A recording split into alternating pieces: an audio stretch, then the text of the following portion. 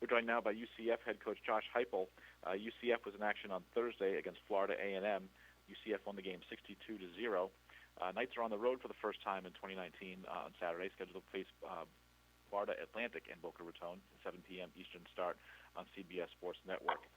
Coach, thanks so much for joining us on the call. We get your thoughts on the win against Florida A&M, and also obviously with some weather issues headed your way, how you and the team are coping with that as you get ready for a game on Saturday. Yeah, obviously really pleased with a lot of the things that we did the other night against FAMU. Our kids were excited to get out in front of our home crowd and go play after, 8 months of lead up and work put into getting our season started. So proud of what they did. Obviously, you come back and you need to continue to grow as you go through your schedule here. There's a lot of things that we can do to improve, but was really pleased with their effort and their energy all night long. Excited about the opportunity to go play inside of our state here down South Florida, and obviously we got a big fan base down there, so excited to travel down there and them have the ability to see us live and in person. There's some things that are outside of our control this week with the hurricane. We'll continue to find out how that impacts us as we go through this week here. But right now, it's just kind of a normal week for us as we get prepared to go play on Saturday.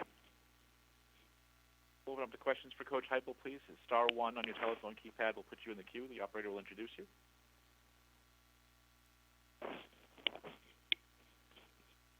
And Star 1 for questions. Coach, I'll ask the first one. Just one of the things that it seems, to these eyes at least, that Week 1 can be a bit of an outlier in terms of how some of the results play out. Where a 62-point win on one side, a 49-point loss on the other, some real extreme circumstances come play out based when you have to play against a team wearing a different color jersey other than your own in preseason. Do you find that to be accurate? Are there things that you can almost focus on going forward based on the Week 1 results, and maybe things aren't either as good as they seem or bad as they seem in some cases?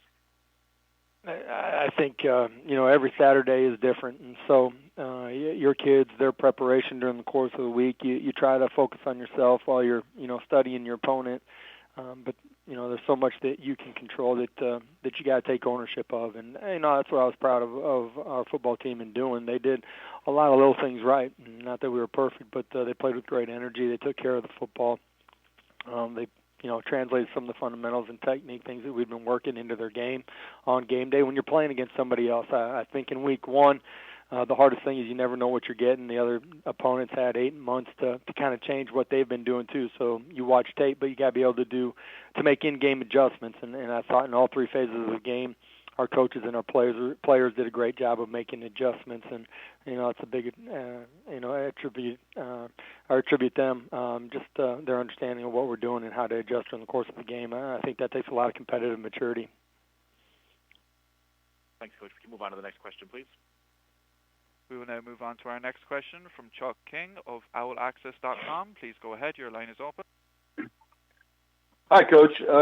You're coming down to Florida Atlantic, which it's a smaller stadium. It's a 30,000-seat stadium, but it may be the one of the biggest games they've ever played. It could be a sellout. How do you tell your guys? Do you talk to you guys about the atmosphere to expect here, and also just what have you seen from Florida Atlantic in general?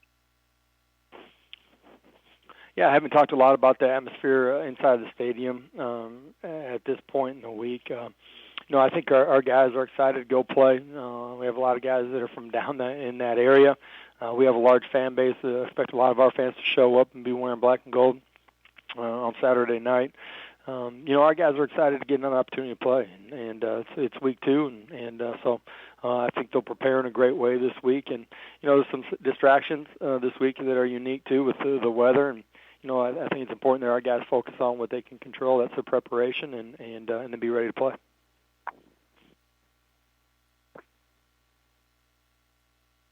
Do you have any other questions for Coach Heupel, please? Star 1 on your telephone keypad, if so.